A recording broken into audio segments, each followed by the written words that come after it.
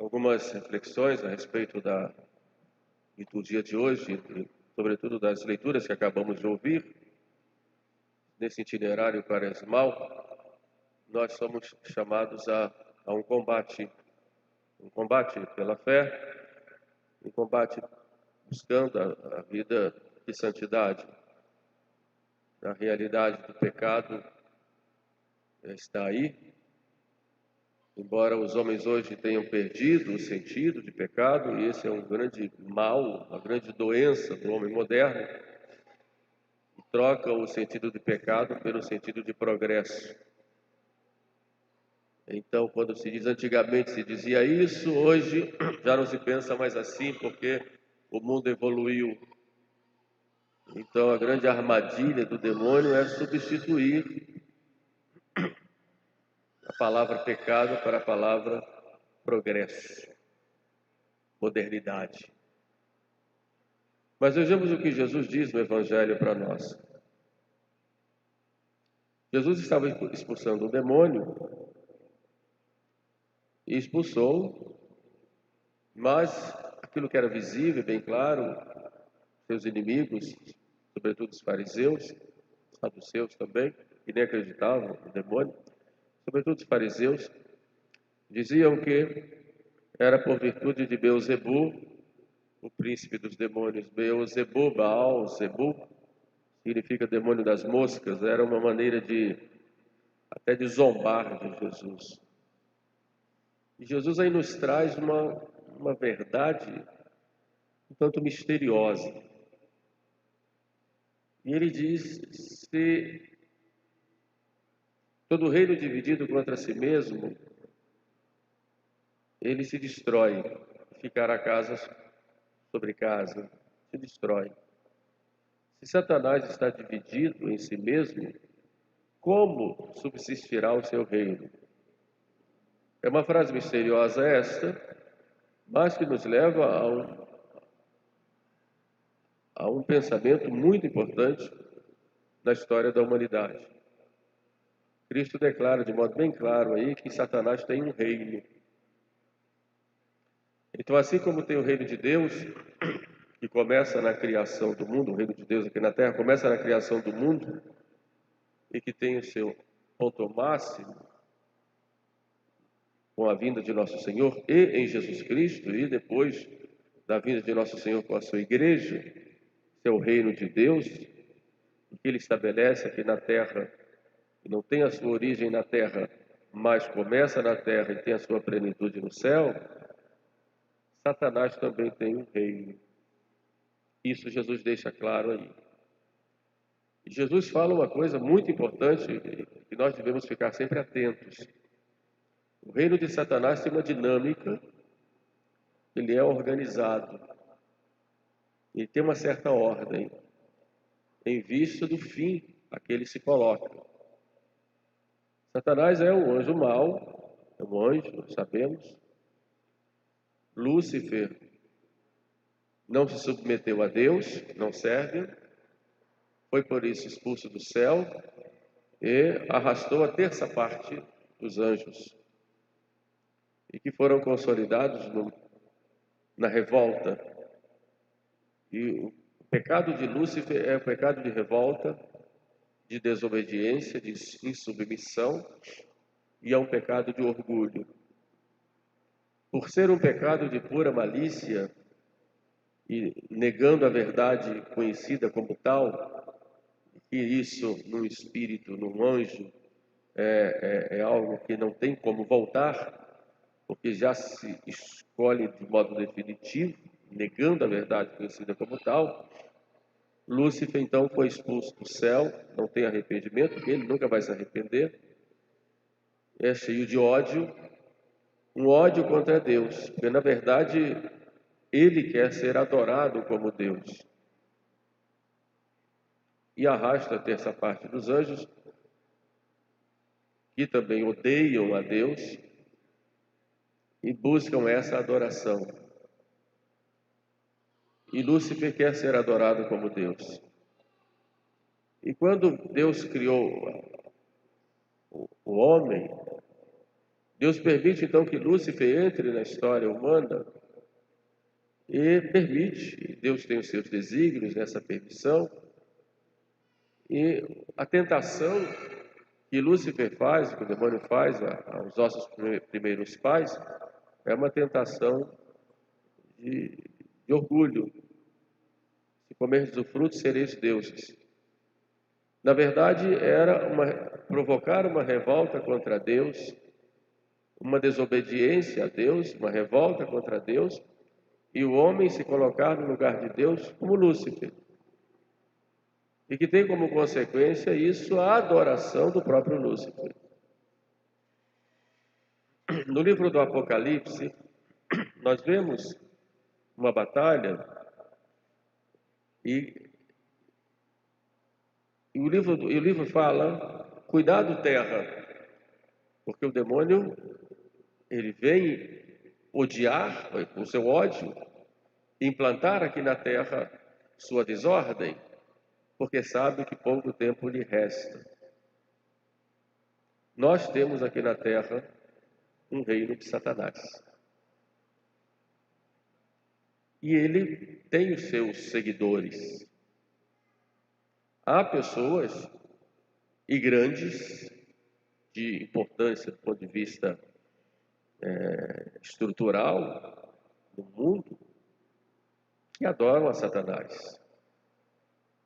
E adoram a Satanás, se submetem a ele, obedecem ao seu comando. Muitas vezes oferecem até sacrifícios a ele, e muitos sacrifícios. Em troca, o demônio dá aquilo que ele prometeu a Jesus: tudo isto eu te darei se prostrado me adorares. E ele é adorado por muitas pessoas aqui na terra.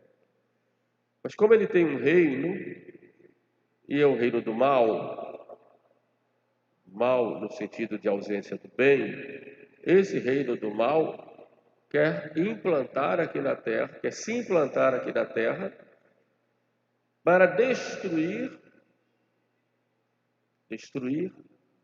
o bem. Por isso há esse reino do mal uma perseguição a tudo aquilo que é o bem. E que o bem que é Deus, na verdade. Por isso esse reino do mal tem um grande ódio a Jesus Cristo, que veio exatamente para destruir este reino do mal, que já havia antes de Cristo, que já estava implantado no tempo de Cristo, através de sociedades secretas lá em Israel. O profeta Ezequiel já fala disso, os subterrâneos do templo. E a gente percebe, já vê no Evangelho, que já havia essa organização contra Cristo. Essa organização continua contra a igreja. Muitas vezes se infiltra dentro da igreja com alguns elementos e vai implantando no mundo o seu ódio a Deus, o seu ódio a Cristo e à igreja. E à medida que o tempo vai passando, essas organizações vão aumentando. E Satanás vai espalhando o seu império. Nós sabemos que ele é um condenado, ele perdeu a guerra, perdeu a morte e ressurreição de Cristo, sabe que pouco tempo lhe resta, então o que ele quer é tirar de todo mundo o nome de Jesus Cristo, da sua igreja. Como não pode fazer isso diretamente, ele procura fazer uma guerra, destruindo no mundo tudo aquilo que é princípio cristão. Daí a guerra contra a família. E tudo isso ele utiliza os seus e dá ordem aos seus para que programem isso. A destruição da família, destruição da vida, porque ele é contra a vida, da honestidade, da sinceridade, da castidade, da ordem que Deus criou, e vai subvertendo tudo. Na atualidade, ele tem os seus grupos que o adoram diretamente. Mas, como ele em si causa espanto para a maioria do povo, ele procura distorcer esta adoração com a fábrica de ídolos, como diz São Paulo na epístola de hoje. O ídolo do dinheiro, o ídolo do prazer, o ídolo do poder. E hoje, com os seus, que programam verdadeiras batalhas no mundo, sobretudo ideológicas, por enquanto, porque o que ele quer, na verdade, é a alma humana, quer levar para o inferno. Ele procura, de algumas formas, levar o homem ao abandono de Deus, subvertendo esta ordem que Deus criou. Por isso, esse reino de Satanás é muitas vezes chamado por alguns de revolução, porque subverte essa ordem e usa de todos os meios que ele pode: cultura, da arte, das modas, vai criando situações,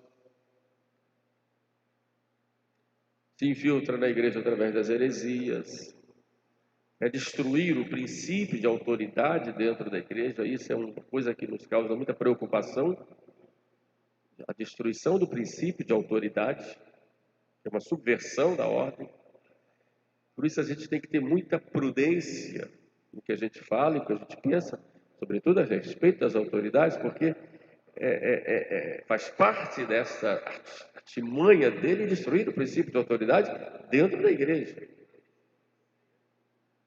Não é destruir a autoridade, mas o princípio de autoridade, colocando levando os homens a uma certa indiferença com relação à autoridade, quebrando os pastores e quebrando essa ligação ovelha-pastor.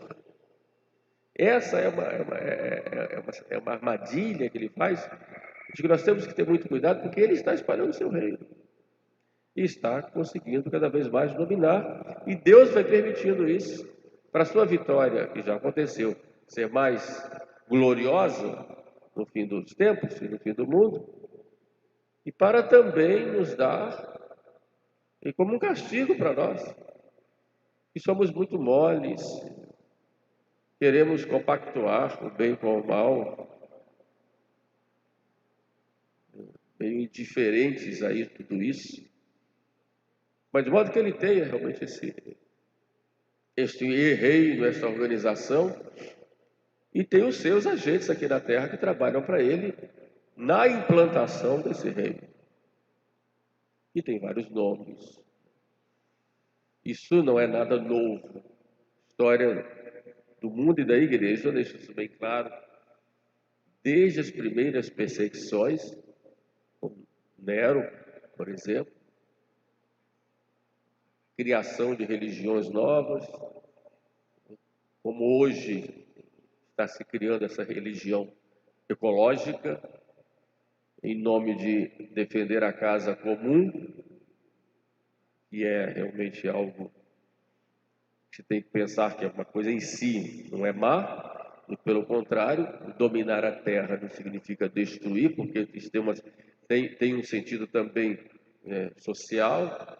Estamos aqui, mas vamos deixar aqui, os outros que vão vir para cá, que vão nascer depois, precisam dessa terra, essa responsabilidade que nós temos com os irmãos, mas não de fazer da terra uma espécie de deusa. E em nome disto, os homens vão deixando de adorar o verdadeiro Deus para prestar culto à terra. O homem é rebaixado a um grande predador que deve ser destruído.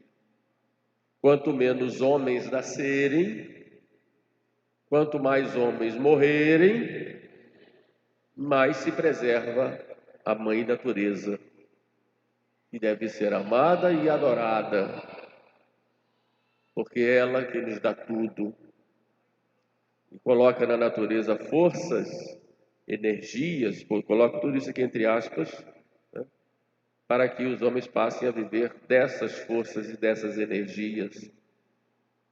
E o homem seja apenas um verme, e o pior deles, em meio a toda a obra que existe.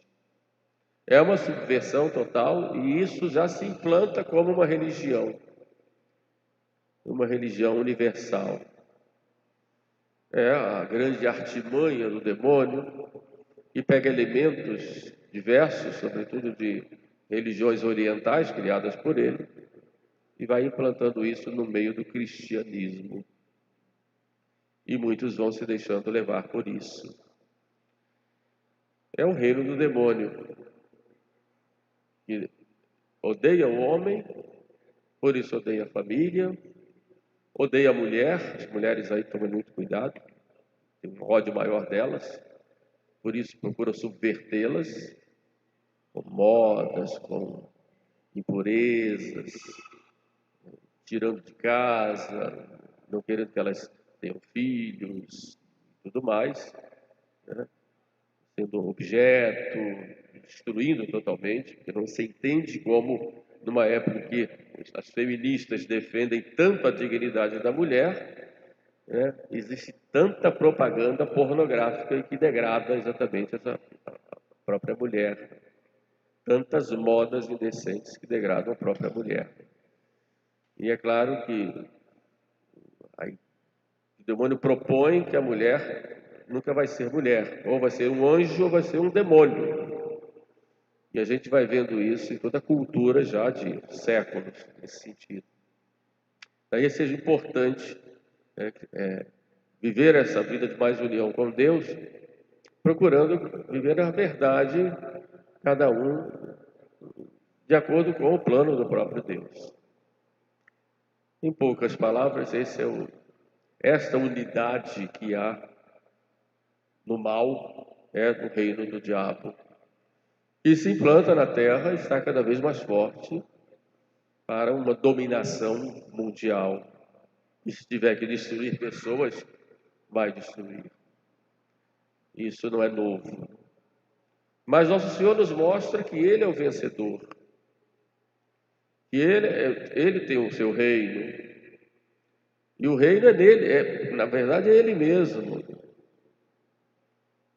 Por isso Ele diz, e a sua missão foi exatamente essa, de combater o reino do diabo. Se eu expulso os demônios pela força de Deus, pelo dedo de Deus, é porque chegou para vós o reino de Deus. E qual é a ação de Jesus? E qual é a ação de Cristo agora? É implantar o seu reino, fazer com que cresça cada vez mais. E Ele é rei, mas esse reino de Cristo deve acontecer primeiro dentro de nós. Porque essa batalha que há no mundo, o reino do demônio querendo destruir o reino de Cristo, ela se implanta também dentro de nós mesmos, dentro da nossa alma. Isso já dizia o querido Santo Padre Pio. A maior batalha acontece na alma. Então, até que ponto eu vou para um lado ou vou para o outro, com os meus pensamentos e com as minhas atitudes? Daí o compromisso da igreja com cada um de vocês. É claro que a igreja quer ter multidões, é verdade? Mas a multidão é composta de pessoas individuais. E a obra da salvação, ela é como um povo, a igreja é o povo de Deus, como já dizia São Pedro, depois Santo Agostinho, etc. Mas esse povo é formado de pessoas que vivem essa luta interior. Do lado, o demônio tentando, mas Deus com a sua graça. E o termo que Jesus Cristo usa, dedo de Deus, é a representação do Espírito Santo. Nós vemos isso no próprio canto do Veni Creator, né? Digitus Paterne Dextere, é o dedo da mão direita do Pai, que age no mundo e está agindo. Nós não estamos sozinhos, não estamos abandonados, mas Deus quer a nossa decisão. não só pessoal, mas a nossa decisão que também tenha uma dimensão comunitária, uma dimensão de fraternidade, evidentemente no sentido cristão, de fraternidade com amor, o amor a nosso Senhor, mas o amor também aos nossos irmãos e o cuidado com os nossos irmãos, de que todos se salvem e cheguem ao conhecimento da verdade. Mas nessa luta nós precisamos estarmos unidos a Deus, nosso Senhor, e unidos entre nós, conscientes de que nós estamos numa batalha no mundo, e uma batalha que Jesus já venceu, e que o demônio procura espalhar cada vez mais o seu reino. Nós temos, graças a Deus, Nossa Senhora. E aí que fecha o evangelho de hoje, quando aquela mulher saúda Jesus, bem-aventurado o ventre que te trouxe e os seios que te amamentaram, e Jesus diz, bem-aventurados antes os que ouvem a palavra de Deus e a põem em prática. Ele se refere a Maria. Ouvir a palavra de Deus e pôr em prática.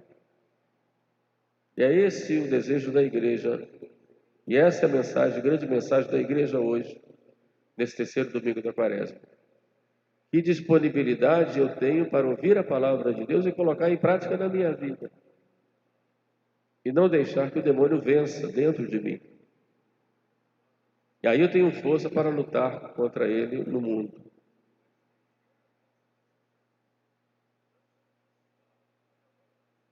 Porque a luta é grande dentro de mim. Mas nós temos um compromisso também com a salvação dos outros. E para isso eu tenho que procurar viver como nosso Senhor. Sede imitadores de Deus, disse São Paulo na epístola de hoje aos Efésios. Recorramos, pois, a Nossa Senhora, sabendo que ela está conosco, ela não nos desampara, ela já nos indicou o caminho. As últimas aparições, sobretudo Fátima, deixa isso bem claro. E vamos em frente. Mas não vamos como ingênuos, sabendo que os lobos estão a todo lado, por todo lado. Mas sabendo com confiança que nós estamos nas mãos de Maria. Ela não vai nos abandonar, não nos abandona nunca. E é claro, quando falamos Nossa Senhora, falamos do Espírito Santo, né? É a Trindade, claro. Mas de modo mais próximo, como Mãe Maria Santíssima. E o reino de Cristo vai se espalhando. E nós somos um exemplo.